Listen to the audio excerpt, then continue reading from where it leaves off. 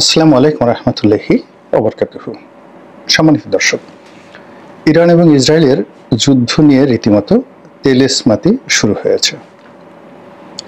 আমরা ইসরায়েল নামক যে রাষ্ট্রটি, এটির শক্তিমত্তা এবং যুদ্ধক্ষেত্রে এবং গোয়েন্দা জগতে ইসরায়েলি বাহিনী এবং ইসরায়েলি গোয়েন্দা সংস্থা মোসাদের যে কর্মকাণ্ড 60-এর দশক থেকে আজ পর্যন্ত দেখে আসছি, তাতে করে আমাদের মনে হয়েছে যে এই জাতিটি এবং এই রাষ্ট্রটি অসম্ভব রকম ভয়ানক একটি জাতি এবং তারা না পারে এমন কোনো কর্ম নেই।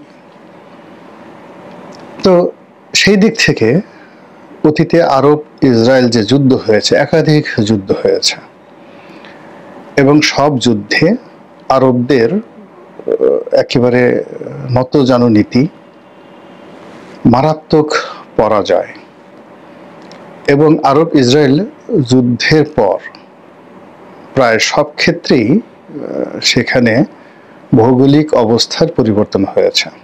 অর্থাৎ ইসরায়েল নতুন করে বেশ কিছু ভূমি দখল করে নিয়েছে। দ্বিতীয়ত তারা কিছু রাষ্ট্রকে বাধ্য করেছে তাদের সঙ্গে বন্ধুত্ব করার জন্য। যেমন ধরুন, জর্ডানের সঙ্গে তাদের বন্ধুত্ব, মিশরের সঙ্গে তাদের বন্ধুত্ব, এই জিনিসগুলো, সংযুক্ত আরব আমিরাত ইউএইর সঙ্গে তাদের বন্ধুত্ব, এই সব কিছুই তারা করেছে ভয় দেখিয়ে। তাদের সামরিক যে কর্তৃত্ব এবং তাদের যে যুদ্ধ বিমান, অস্ত্র এবং আধুনিক প্রযুক্তির যে সফটওয়্যারগুলো তারা ব্যবহার করছে, সবগুলো নিয়ে আমাদের সারা দুনিয়ার, শুধুমাত্র মুসলিম নয়, হিন্দু, বৌদ্ধ, খ্রিস্টান সকলেরই একটা নিদারুণ ভয়।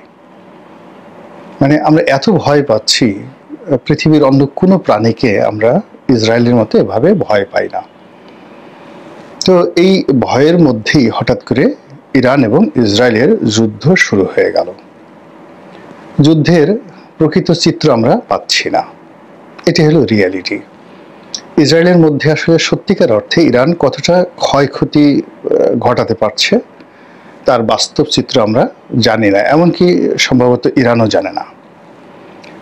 আবার ইরান ইসরায়েলের অভ্যন্তরে এ যাবৎকালে কি কি ক্ষয়ক্ষতি করেছে, কৌশলগত কারণে ইরান এখন পর্যন্ত সেটা প্রকাশ করেনি এবং দুটো দেশই মিডিয়া ভীষণভাবে নিয়ন্ত্রিত এবং তারা যতই গণতন্ত্রের কথা বলুক না কেন, এই দুটো দেশই প্রায় সব ক্ষেত্রে যুদ্ধংদেহী, কর্তৃত্ব পরায়ণ এবং একই সঙ্গে নিজেদের স্বার্থ সংরক্ষণের জন্য তারা পারে না এমন কোনো কর্ম নেই। এবং সেখানে কূটনৈতিক শিষ্টাচার থেকে শুরু করে যা কিছু বিশ্বে রয়েছে, তার কোনোটি ইরান এবং ইসরায়েলের ক্ষেত্রে প্রযোজ্য নয়। ইরান একটা বিপ্লবী রাষ্ট্র, বিপ্লবী সরকার, এবং আয়াতুল্লাহ রুহুল খামেনি যখন প্রথম ক্ষমতা আরোহণ করেছিলেন, তখন ওই সময়টিতে পরপর কয়েকটি ঘটনা ঘটেছিল। প্রথম ঘটনা হলো, তেহরান বিশ্ববিদ্যালয়ের ছাত্ররা মার্কিন যুক্তরাষ্ট্রের দূতাবাসকে আক্রমণ করে কর্মকর্তা কর্মচারীদেরকে জিম্মি করেছিলেন, একেবারে সর্বোচ্চ ধর্মীয় নেতার নির্দেশে। এবং সেই ঘটনায় আমেরিকাকে নাকে খত দিতে হয়েছে। খত দিয়ে আত্মসমর্পণ করে ইরানের সঙ্গে একটা সমঝোতা করতে হয়েছে। পরবর্তীতে আরও কয়েকটি ঘটনা এবং সেই যে বিখ্যাত ইরান কন্ট্রা কেলেঙ্কারি, সেই কেলেঙ্কারির কারণে মিস্টার জেরাল্ড ফোর্ডের মতো শান্তিপ্রিয় একজন প্রেসিডেন্টকে ক্ষমতা হারাতে হয়েছিল এবং রোনাল্ড রিগানের মতো একজন, যাকে বলা হয় একেবারে যুদ্ধংদেহী, রাগী প্রেসিডেন্ট এসেছিলেন ইরানে, এসেছিলেন আমেরিকাতে। কিন্তু তার সুদীর্ঘ কর্মজীবনে দুইবার তিনি নির্বাচিত হয়েছেন এবং আমেরিকার ইতিহাসে যে কয়জন কিংবদন্তি প্রেসিডেন্ট রয়েছেন তার মধ্যে রোনাল্ড রিগান প্রধানতম, কিন্তু তার সত্ত্বেও তিনি তার কর্মকালীন সময় একটি বারের জন্য ইরানের সঙ্গে কোনো কন্ট্রাডিকশনে তিনি যাননি।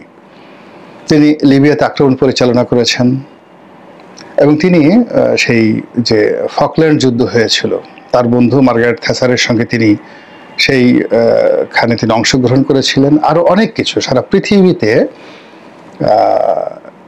যে আমেরিকার প্রভুত্ব, এটা আমেরিকার সৃষ্টি হওয়ার পরে রোনাল্ড রিগানের জমানাতে সবচেয়ে বেশি হয়েছিল এবং তার সময় সবচেয়ে ল্যান্ডমার্ক যে ভিক্টরি সেটি হলো তিনি সোভিয়েত ইউনিয়নকে ভেঙে চুরে চুরমার করে দিয়েছিলেন এবং মিখাইল গর্বাচেভকে তিনি তার পকেটে পুরতে সামর্থ্য হয়েছিলেন। এবং বলা হয়ে থাকে যে সিআইএ সেই ছাত্র জীবন থেকে গর্বাচেভকে রিক্রুট করেছিল এবং তাকে প্রমোট করতে করতে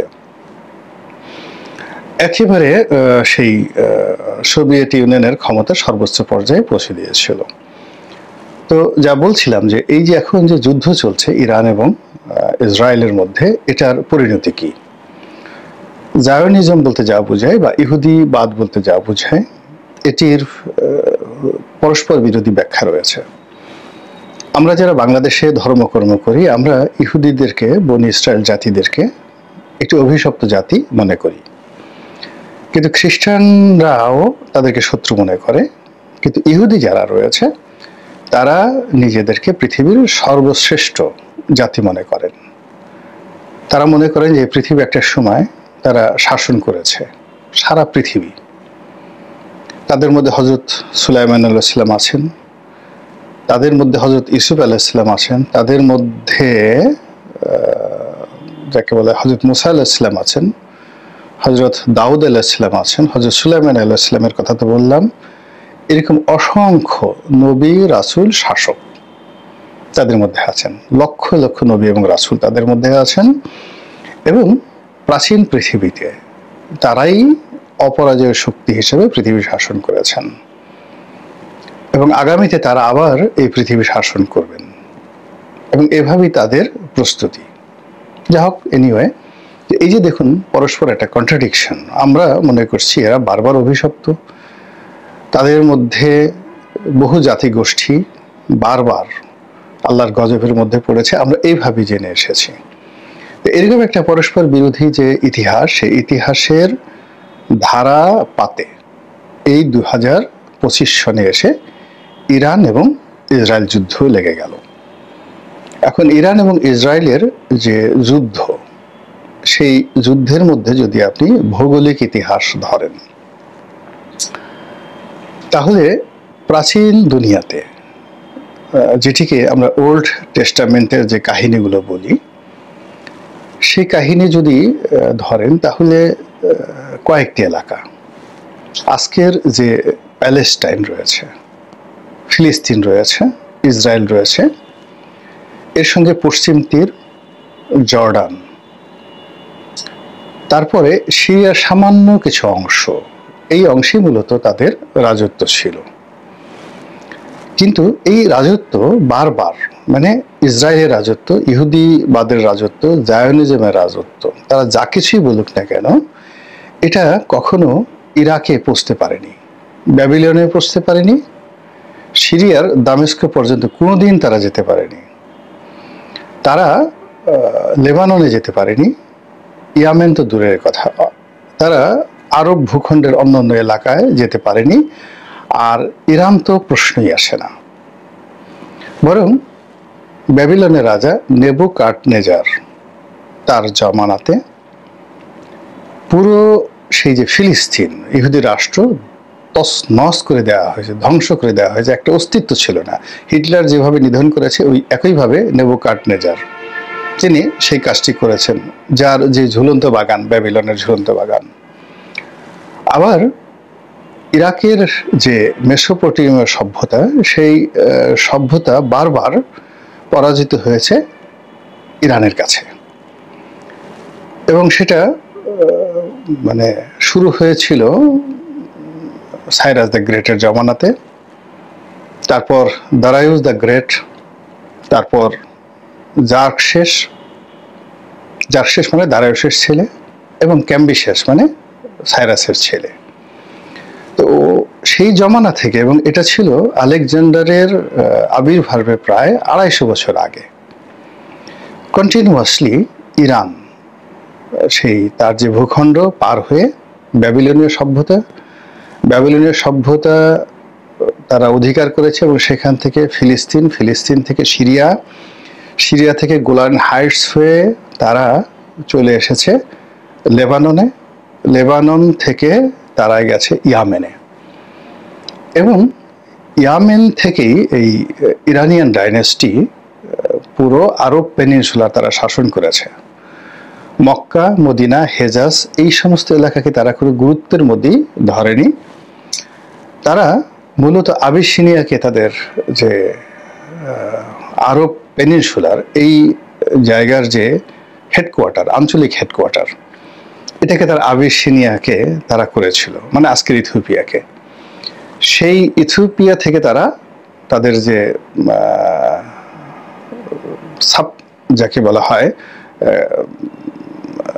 ডিস্ট্রিক্ট, তাদের মানে বিজনেস হাব বা যাকে বলা হয় administrative hub for Arabian country, সেটা ছিল আবিসিনিয়া, ইথিওপিয়া। আরবের কোনো রাষ্ট্রকে তখন তারা মনে করেনি যেখানে একটা হাব থাকা দরকার হতে পারে, এবং সেখান থেকে তারা তাদের সেই ডিস্ট্রিক্টকে সেকেন্ড ফেজে এনে তারা তাদের যে হেডকোয়ার্টার সেটা করেছিল ইয়ামেনের রাজধানী সানাতে।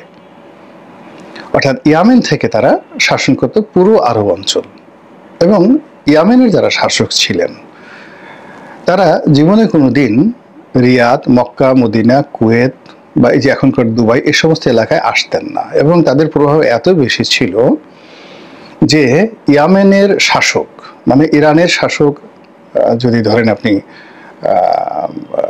নওশেরওয়া, আল্লাহ রাসূল যখন যাকে বলা হয় নওশেরওয়া, আল্লাহ রাসূল যখন জন্মগ্রহণ করেন তখন সেখানে শাসক ছিলেন নওশেরওয়া। তো নওশেরওয়ার গভর্নর ছিলেন নাজ্জাশী, ইথিওপিয়ার রাজা ছিলেন নাজ্জাশী। তো নাজ্জাশীর শাসক ছিলেন, মানে গভর্নর ছিলেন ইয়ামেনের বাজান, বয়াকার বা জয়াকার যা বাজান। তো আপনি চিন্তা করুন যে পারস্যের সম্রাট তো দূরের কথা, ইয়ামেনের যে শাসক ছিলেন বাজান, তিনি মক্কা মদিনার কোনো বেদুইন সর্দারকে যদি গ্রেপ্তার করতে চাইতেন, তাহলে একটা ফরমান দিয়ে একজন বা দুইজন যদি সৈন্যকে তিনি পাঠাতেন।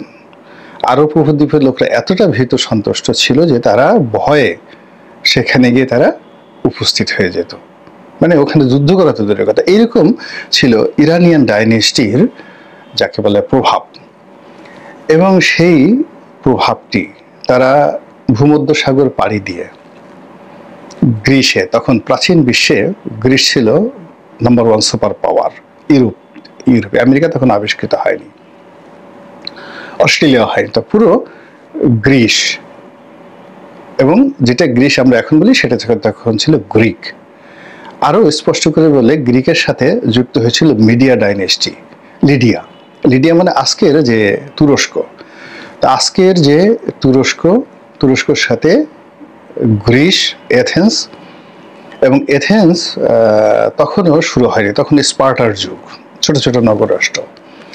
তো সেই যুগ থেকে শুরু করে যাকে বলা হয় সেখান থেকে ইটালি, মানে রোম, এই অঞ্চলটা পর্যন্ত পুরোটা ছিল ইরানের কর্তৃত্বে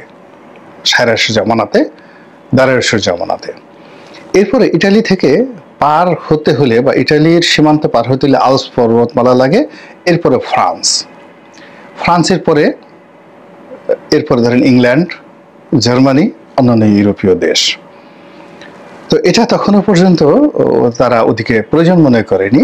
মুসলমানরা যখন সেই তারেক বিন জিয়াদের জামানাতে যখন স্পেন আবিষ্কার করলো, তখন ফ্রান্সের একটা বিরাট অংশ তারা দখল করে রেখেছিল মুসলমানরা, কিন্তু উল্টো দিকে কিন্তু আবার এই দুইয়ের মধ্যে পর্বতমালা। এটা বিরাট ভৌগোলিক, মানে এই যে একটা লম্বা কাহিনী বললাম যে গত 5000 বছরের যে ভৌগোলিক ইতিহাস, সেই ইতিহাসে যদি ইউরোপ ধরেন, আমেরিকা ধরেন,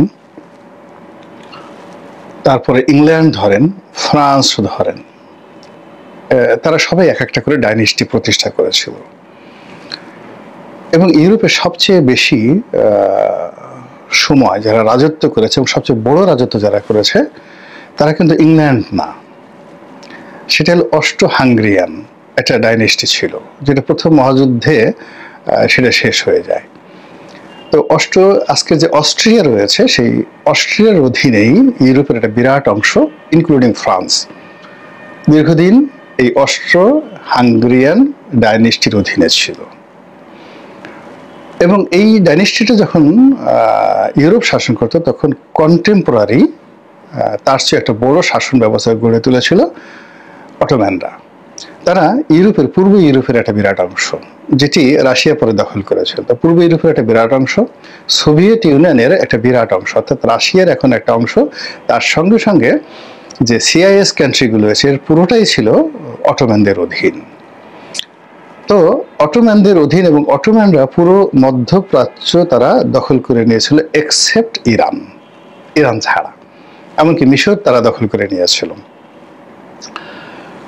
তো এই যে কাহিনী বললাম যে মানব জাতির ইতিহাসে 5000 বছরের ইতিহাসে কোনো একটি সাম্রাজ্য তাদের যে glorious time, not more than 100 years, 100 বছরের বেশি কারোর গ্লোরিয়াস টাইম ছিল না, এমনকি অটোম্যানদেরও না। তাদের প্রায় 700 বছর তারা শাসন করেছে, কিন্তু 100 বছরের বেশি তাদের গ্লোরিয়াস টাইম ছিল না। পাক ভারতে ধরেন মুঘলরা শাসন করেছে, কিন্তু নট মোর দ্যান 100 ইয়ার্স, 100 বছরের বেশি তাদের গ্লোরিয়াস টাইম ছিল না। আকবর, জাহাঙ্গীর, শাহজাহান, আওরঙ্গজেব, এই 4 জনের সময়কাল। এর বাকি সময় তারা 350 বছর শাসন করেছে, but not a glorious time. ইংল্যান্ডের একই অবস্থা। ইংল্যান্ড তারা 100 বছরের বেশি পৃথিবীকে শাসন করতে পারেনি, এর আগে টানাপোড়েন, ভাঙাচোরা। আর ফ্রান্সের একই অবস্থা। তো সেই দিক থেকে ইরানের যে ডাইনেস্টি প্রাচীন দুনিয়াতে, তারপরে মধ্যযুগে তারা পৃথিবী শাসন করেছে শত শত বছর ধরে, উইথ পাওয়ার, ডিগনিটি এবং যাকে বলা হয়, যেটাকে রাজনৈতিক জৌলুস বলা হয়। তো এই অতীতের যে ইতিহাস, সেই ইতিহাসকে যদি আমরা আবার নতুন করে শুরু করি, দ্বিতীয় বিশ্বযুদ্ধের পর মূলত ইরানের দুরবস্থা শুরু হয় প্রথম মহাযুদ্ধ থেকেই। কিন্তু অর্থনৈতিকভাবে ইরান কালচারালি আবার তারা খুব দ্রুত নিজেদের অবস্থান করে নেয় আমেরিকার যাকে বলা হয় মানে প্রভুত্বে। কিন্তু সেই ইরানিয়ান রেভলিউশনের পরে এই জাতিটি এখন যেভাবে এগুচ্ছে, তাদের অর্থনৈতিক অবস্থা হয়তো দুর্বল অন্য দেশের তুলনায়, কিন্তু তাদের নিজস্ব একটা আইডিওলজি যেটা গড়ে উঠেছে, যেটা পৃথিবীর এই মুহূর্তে অন্য কোনো দেশের ঠিক সেম আইডিওলজিটি নেই। অর্থাৎ শিয়া ধর্মভিত্তিক যে আইডিওলজিটা তারা তৈরি করেছে, সেই আইডিওলজি পৃথিবীর আর কোনো দেশে আইডিওলজি ভিত্তিক কোনো রাষ্ট্র নেই, একমাত্র ইরান এই পৃথিবীতে। এবং এটা হলো ইউরোপ এবং আমেরিকার জন্য সবচেয়ে ভয়াবহ অবস্থা। এরকম আইডিওলজি ভিত্তিক সাম্রাজ্য যখন গড়ে ওঠে, যেটা বাগদাদে উঠেছিল আব্বাসীয়দেরকে কেন্দ্র করে, মিশরে গড়ে উঠেছিল ফাতেমি খেলাফত, আর তুরস্কে গড়ে উঠেছিল অটোমান খেলাফত, আইডিওলজি ভিত্তিক, খিলাফত ভিত্তিক। আর এখন ইমাম ভিত্তিক যে রাষ্ট্র ব্যবস্থা গড়ে উঠেছে ইরানে, এটা সমস্ত মানুষের মধ্যে, ইরানের 9.5 কোটি জনগণের মধ্যে এটা বিদ্যুতের মতো কাজ করছে। ফলে এ জাতির সঙ্গে যুদ্ধ করা কখনোই সম্ভব না। এরকম একটা আইডিওলজি ইরানের ইতিহাসে কখনোই ইরান গড়ে তুলতে পারেনি 5000 বছরের ইতিহাসে। তা উইদাউট আইডিওলজি ইরান পৃথিবী শাসন করেছে। আর এখন আইডিওলজি নিয়ে ইরানের অবস্থা কি হতে পারে, এটা নিয়ে মূলত আমরা রাজনীতিবিদরা, রাজনৈতিক বিশ্লেষকরা আমরা কথাবার্তা বলার চেষ্টা করছি। অন্যদিকে ইউরোপ এবং আমেরিকা, তারা এই যে আমার মতো ক্ষুদ্র যারা ইউটিউবার রয়েছেন, বিশ্লেষক রয়েছেন, আমাদের জ্ঞান যদি সেই একটা মহাসাগরের সঙ্গে তুলনা করেন, একটা মহাসাগরের নুড়ি পাথর, আর সেই দিক থেকে আমেরিকা, তারপরে ইসরায়েল, এরপর ইংল্যান্ড, তাদের যে যাকে বলা হয় গবেষণা রাজনীতি নিয়ে, সেই গবেষণা সেই সমুদ্রের মতো। সেই গবেষণা দিয়ে তারা ইরানকে যেভাবে জানে, সেই জানার কারণে তারা প্রথমত একটা ওয়েব সৃষ্টি করেছে, তারা বিভক্তি সৃষ্টি করেছে, তারা বিভেদ সৃষ্টি করেছে, শিয়া সুন্নি, তারা বিভেদ সৃষ্টি করেছে জাতিগত, ইরানিয়ান, কুর্দি, আরব। তারা বিভেদ সৃষ্টি করেছে অর্থনৈতিক, এবং তারা এই বিভেদ, ত্রিমাত্রিক বিভেদের পরে একটা ভয় সৃষ্টি করেছে আমেরিকার এটা আছে, তারা আমেরিকা থেকে যে কোনো একটা সুইচ টিপলে সেই পাহাড়ের মধ্যে সবকিছু ঢুকে যেতে পারে, ইত্যাদি অনেক কিছু। কিন্তু ইরান যেটা করেছে সেটা হলো তারা কতগুলো যুদ্ধ, আমেরিকার যে যুদ্ধ কাছাকাছি তারা দেখেছে, যেমন ইয়েমেনে আমেরিকার পরাজয়, সিরিয়াতে আমেরিকার পরাজয়, তারপর তারা দেখেছে লিবিয়াতে আমেরিকার পরাজয়, এবং তারা খুব ক্লোজলি দুইবার আমেরিকার পরাজয় এবং বিজয় দেখেছে।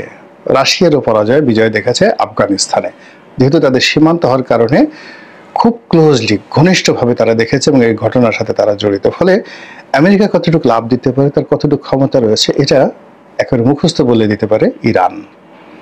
তো সেই জায়গা ভেদ করে ইরান যে একটা ব্রিদিং স্পেস নিয়েছে 80-র দশক থেকে এখন পর্যন্ত অলমোস্ট 45 বছর।